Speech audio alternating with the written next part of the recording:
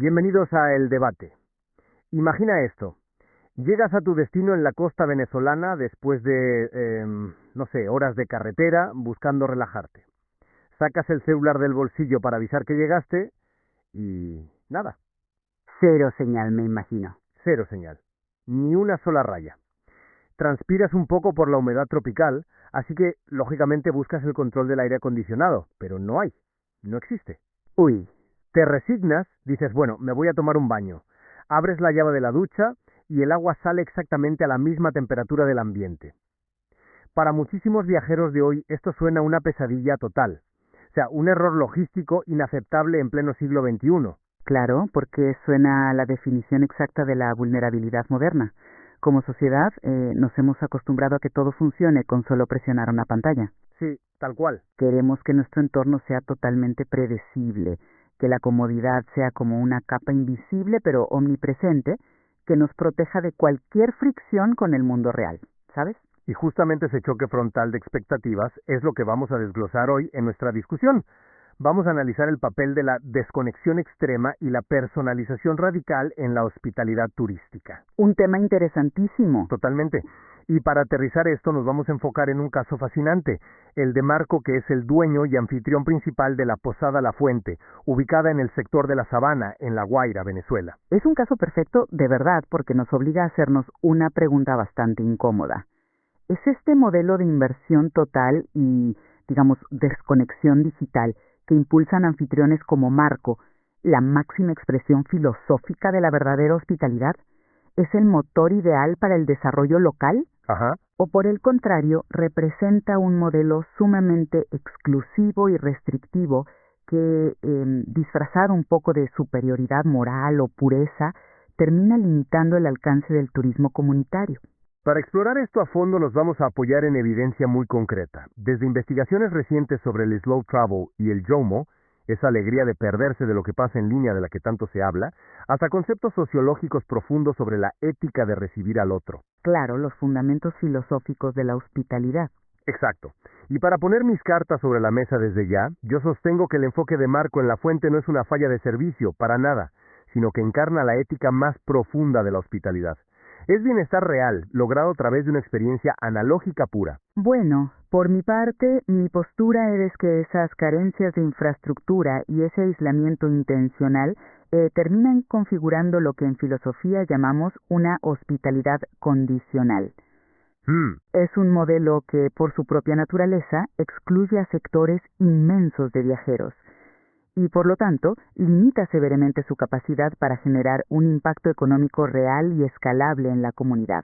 Entremos en materia entonces, analizando qué está construyendo exactamente Marco en La Guaira, porque si evaluamos a la Posada La Fuente con los parámetros de un hotel tradicional de cadena, no vamos a entender nada de lo que pasa ahí. No, definitivamente no es un resort todo incluido. Para nada.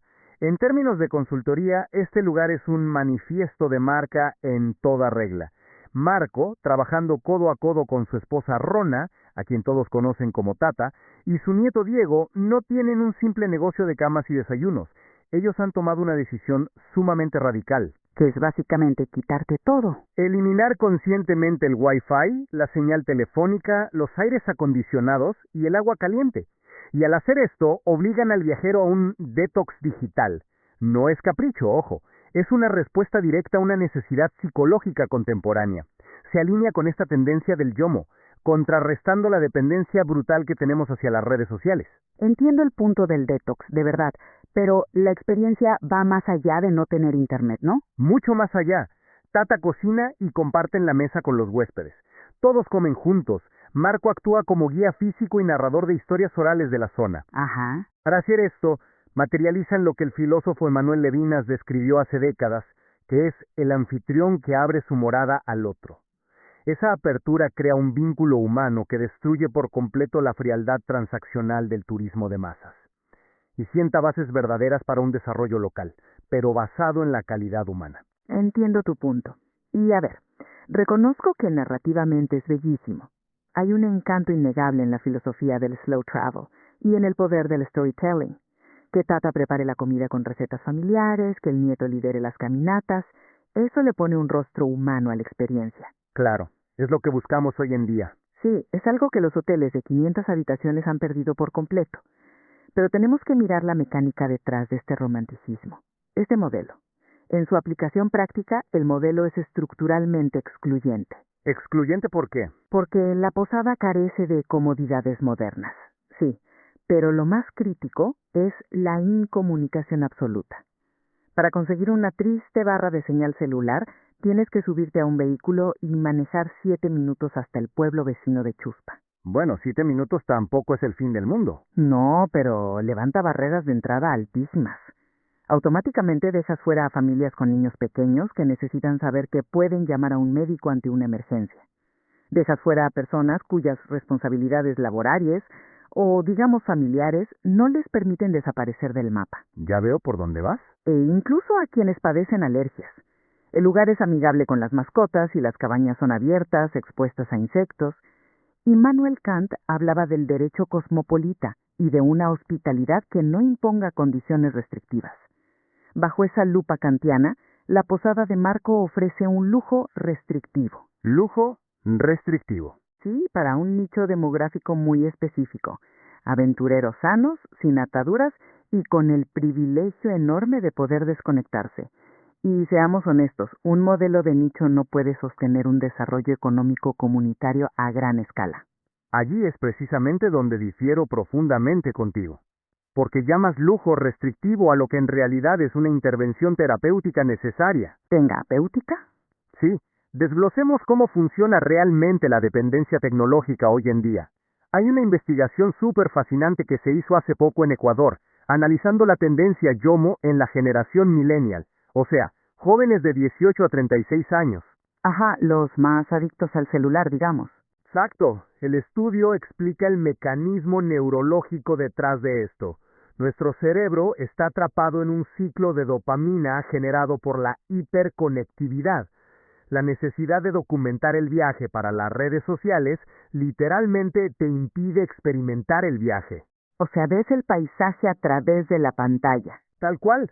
Tu cerebro está procesando la validación externa en lugar de procesar el sonido del río o la temperatura del ambiente. Los expertos en este estudio concluyen que las marcas turísticas de verdad deben forzar esa desconexión. Forzar es una palabra fuerte. Pero necesaria.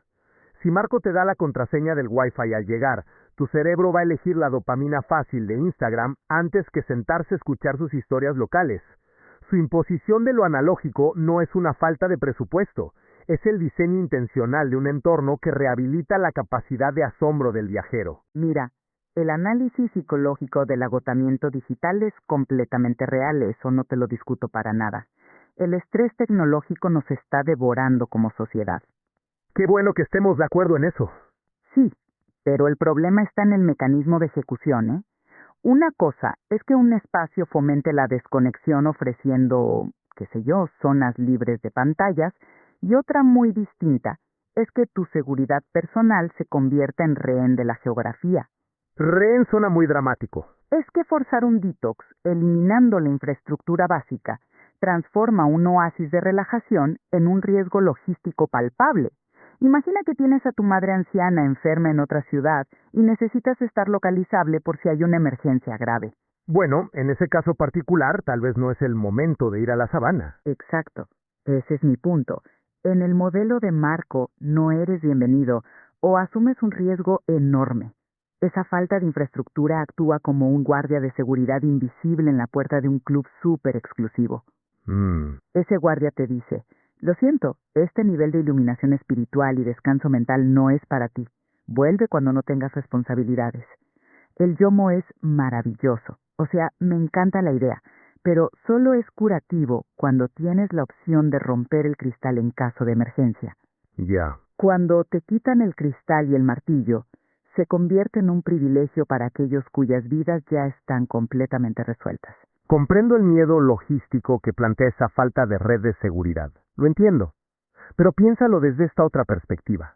Déjame hacerte una analogía, a ver si lo ves diferente. A ver. Pensemos en un museo que alberga una obra maestra invaliable y que prohíbe estrictamente entrar con cámaras o teléfonos. Como la Capilla Sixtina, por ejemplo. Exacto. Perfecto ejemplo. Claro que puede parecer súper restrictivo y frustrante para el que quiere llevarse el recuerdo digital, pero los curadores saben que es la única manera de forzar a que el público realmente se detenga, respire y vea los trazos de la pintura con sus propios ojos, sin el filtro de un lente. Ajá. El cerebro humano necesita límites físicos para cambiar de modo de operación. Marco simplemente está construyendo las paredes de ese museo en la sabana. Está curando el entorno porque sabe que si hay una antena cerca, la tentación de revisar el correo solo un segundo arruina la inmersión por completo. Está protegiendo al viajero de la hiperconectividad que diluye la experiencia humana. Mira, es una metáfora visualmente muy poderosa. Te lo concedo. Gracias. Pero el museo de tu analogía no te obliga a dormir allá adentro, y si te tuerces un tobillo frente a la pintura, te aseguro que el guardia del museo tiene un radio para llamar a una ambulancia. Bueno, sí, los tiempos de respuesta son distintos. En la fuente, las puertas del museo están cerradas con llave en medio de la nada y el guardia no tiene señal. Y esto nos conecta directamente con el mecanismo detrás de las interacciones humanas en este lugar. Tú mencionabas a Levinas hace un rato y su concepto de la morada. Así es. La sociología actual advierte que la estandarización está matando el alma del turismo. Estamos de acuerdo. Y es cierto que la hospitalidad debe ser profundamente humana, pero tenemos que examinar la mecánica de esa humanización. Exacto. Examinemos esa mecánica entonces. Porque para Levinas la morada no es una estructura arquitectónica de 4 paredes y un techo. ¿Y qué es entonces? Es un estado mental, es la capacidad interior de estar verdaderamente presente para recibir al otro. Si Marco estuviera pendiente de un sistema de reservas digital todo el día, o si el huésped estuviera haciendo videollamadas a los gritos en el comedor, ese espacio mental simplemente desaparece. Entiendo la necesidad de presencia, sí. Francesc Torralba, que es otro filósofo clave aquí, explica de forma muy lúcida que el encuentro con el extranjero debe tener una función liberadora. ¿Liberadora? Ok. Sí, cuando Marco guía físicamente a los visitantes a través de la selva hasta la cascada del Pozo del Cura o el río Dos Puertas, no está haciendo un simple tour turístico, está compartiendo su inteligencia territorial, está ejerciendo lo que los antiguos llamaban ser mercaderes de la luz, donde ambas partes intercambian claridad y humanidad. Es poético, sin duda. Es el antídoto perfecto contra el hotel moderno, donde escaneas un código QR para que un robot te traiga una toalla sin tener que mirar a nadie a los ojos. Al obligarte a compartir la cena que preparó Tata, Marco te devuelve la dignidad de la relación humana. Pero detengámonos ahí un segundo porque hay una delgada línea entre facilitar una conexión humana genuina y secuestrar la autonomía del viajero. Secuestrar. ¡Qué fuerte! Es que el problema de estructurar la morada de una forma tan rígida es que impone la intimidad. Veamos cómo operan los paquetes de Marco en la práctica. Tiene modalidades cerradas, ¿no? Como el full day, donde te embarcan en un peñero, que es este bote tradicional de la zona de La Guaira, hacia la playa del Banquito. Sí, te organizan todo el paseo. Te organizan el almuerzo y te estructuran el día entero. Y seguro, operativamente es impecable. Pero ¿dónde queda la agencia del huésped ahí?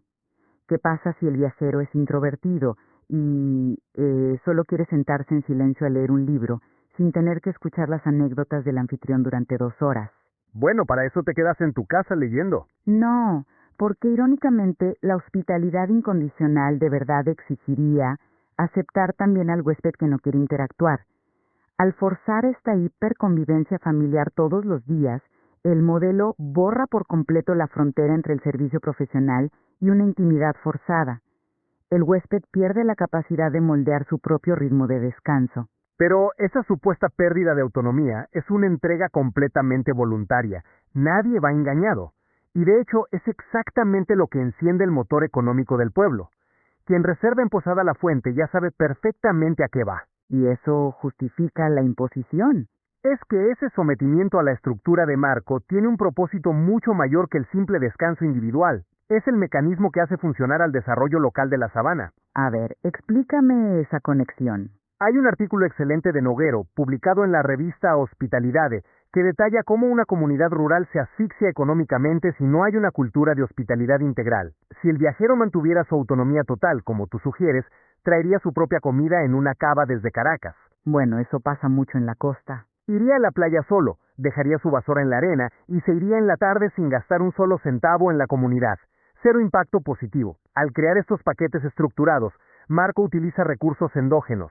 Claro, involucra a la gente. Obligatoriamente necesita contratar al botero local para manejar el peñero, necesita comprar el pescado fresco en el pueblo. Las excursiones promueven un etnoturismo que le da valor real al territorio. Así es como se dinamiza la microeconomía, sin caer en el turismo masivo y extractivista que termina arrasando con los ecosistemas. Estoy de acuerdo en que tiene un valor, pero romantizar una microeconomía no soluciona los problemas estructurales de una región.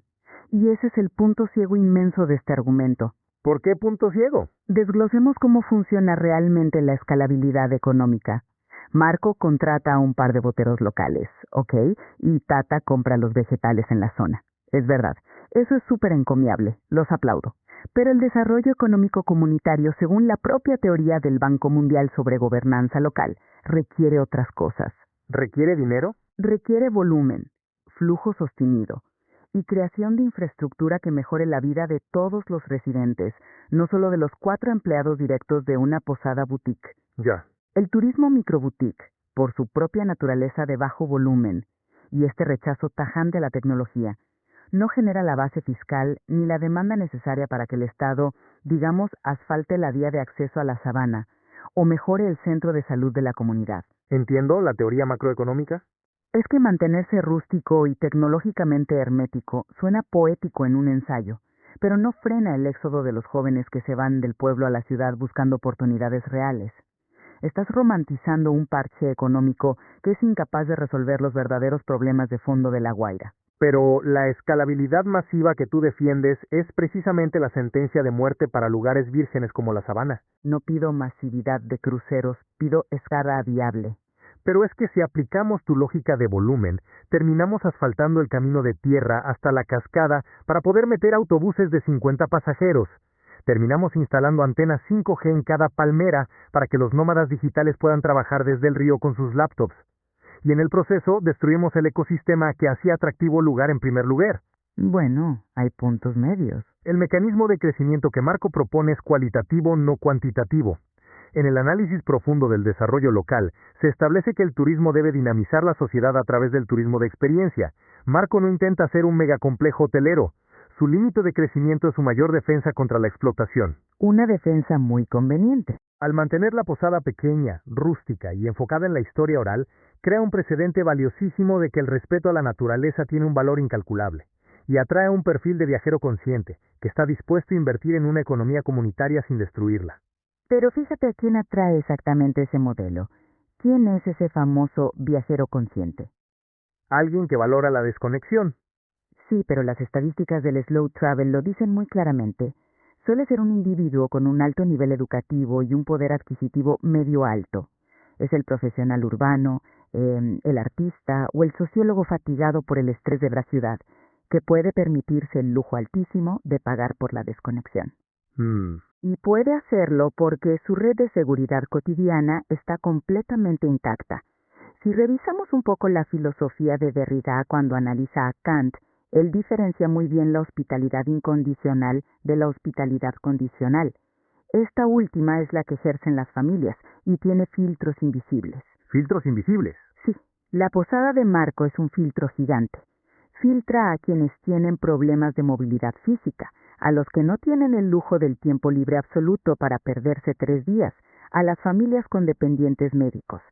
Plantear este modelo de retiro analógico como el estándar moral supremo para el futuro del turismo ignora la realidad material e ignora las necesidades del 90% de la población que también merece viajar y descansar. Entiendo perfectamente la crítica sobre la accesibilidad.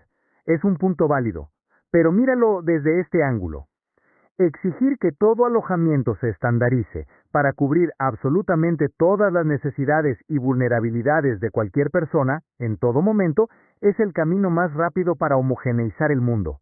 Nadie pide homogeneizar, solo lo básico. Si Marco cede y pone Wi-Fi satelital, asfalta los senderos de tierra y climatiza las cabañas con aire acondicionado, la fuente dejaría de ser la morada de la que habla Levinas. Sería más cómoda, nada más. Se convertiría en un espacio transaccional más idéntico a cualquier otro resort genérico del planeta. La incomodidad tiene un propósito mecánico aquí. La incomodidad como valor agregado. Absolutamente. El calor, el sonido nocturno ininterrumpido de la selva, los insectos ocasionales que entran en una cabaña abierta, son recordatorios táctiles y sensoriales de que estás en un ecosistema vivo. Ese entorno obliga al huésped a tener paciencia, a bajar sus defensas modernas y a escuchar de verdad a los demás durante esa cena compartida con Tata. Entiendo. Es una forma de resistencia activa contra un sistema que nos quiere reducir a meros consumidores de servicios empaquetados. A ver, no te niego que el confort excesivo nos ha alienado profundamente de la naturaleza, y te concedo sin problemas que el diseño hiperestandarizado de la hotelería moderna a veces agota el espíritu. Es anestésico. Sí, pero lo que critico firmemente es que nosotros, desde afuera y desde la comodidad de nuestro análisis, decidamos revestir de nobleza filosófica algo que a menudo es solo falta de inversión o de infraestructura pública. Ouch. Es que no tener agua caliente no es inherentemente un acto de rebelión anticapitalista. A veces es solo precariedad estructural. Y cuando evaluamos esto como motor de desarrollo territorial, debemos ser muy fríos y objetivos, dejando la poesía de lado. Claro, los números mandan. Un modelo de desarrollo real capacita a amplios sectores, exige y crea estructuras sólidas como vialidad y sanidad en el pueblo, e integra a la comunidad entera en la toma de decisiones. Un patriarca carismático liderando tours íntimos en un entorno sin señal es una anécdota hermosa para un libro de crónicas de viajes, pero no es una política de desarrollo territorial que puedas replicar a nivel regional con éxito. Pero es que pedirle a Marco que asuma sobre sus hombros el peso de toda una política territorial del Estado es injusto. No se lo pido a él, se lo pido al modelo que estamos debatiendo. Claro, pero la teoría nos dice que la hospitalidad tiene dos vertientes, la institucional y la ciudadana. Si el Estado falla en la institucional en proveer asfalto o señal, eso no invalida en lo más mínimo el manifiesto ciudadano de Marco. Y bueno, a medida que vamos cerrando este intercambio, quiero consolidar mi postura basándome en todo este análisis que hemos hecho. Adelante. Reitero que la propuesta de Marco, Tata y Diego en Posada La Fuente es un antídoto vital, diría que casi de urgencia, contra un modelo turístico superficial que simplemente devora destinos de forma extractivista. Al desmantelar el entorno digital y obligar al huésped a abrazar el FOMO, demuestran de manera totalmente práctica que la hospitalidad humanizada de Levinas y el poder transformador del slow travel no son conceptos académicos abstractos que solo viven en los libros. Son una realidad palpable en el sector de la sabana y funcionan como una experiencia profundamente curativa para quienes se atreven a soltar el control y vivirla. Y por mi parte concluyo reafirmando que si bien la dedicación familiar y la autenticidad innegable de la fuente son sumamente admirables, el análisis riguroso nos obliga a ver las limitaciones severas del modelo. Ajá. Este detox digital impuesto por la geografía, sumado a la falta de comodidades básicas y a una intimidad rígidamente estructurada por los anfitriones, convierte a este espacio en un privilegio reservado para un perfil demográfico libre de vulnerabilidades. Es una forma clásica de manual de hospitalidad condicional. Por su propia naturaleza restrictiva, que es incapaz de escalar sin perder su esencia, no puede erigirse como el gran modelo definitivo para el desarrollo económico comunitario inclusivo. A pesar de nuestras profundas diferencias en cuanto a la escala y la accesibilidad de este modelo, creo que hay un punto donde es evidente que convergemos, ¿no? Sí, creo que sí. Ambos vemos que lugares radicales como La Fuente actúan como un choque de realidad que nos obliga a cuestionar la verdadera calidad de las interacciones humanas cuando salimos de nuestra casa. Totalmente de acuerdo en eso. Es un espejo incómodo, muy incómodo, pero necesario. Nos obliga a preguntarnos qué vacíos internos estamos intentando llenar cuando armamos una maleta y básicamente exigimos que el mundo entero se adapte a nuestras comodidades cotidianas. Exacto. Toda esta discusión nos abre puertas a preguntas mucho más profundas sobre el futuro de nuestros viajes. Nos deja pensando si el verdadero lujo de nuestra era hiperconectada es seguir acumulando comodidades en cada rincón remoto del planeta. O si por el contrario, el lujo definitivo, el más exclusivo de todos, hoy en día, es tener el valor y la libertad material para poder renunciar a ellas por completo. Es una paradoja fascinante que cada viajero deberá resolver por sí mismo. Así que les dejamos esta reflexión a ustedes. La próxima vez que lleguen a un lugar remoto, miren la pantalla de su teléfono y vean que no hay señal de ningún tipo. Pregúntense, ¿se acaba de romper su mundo o están a punto de descubrir uno completamente nuevo?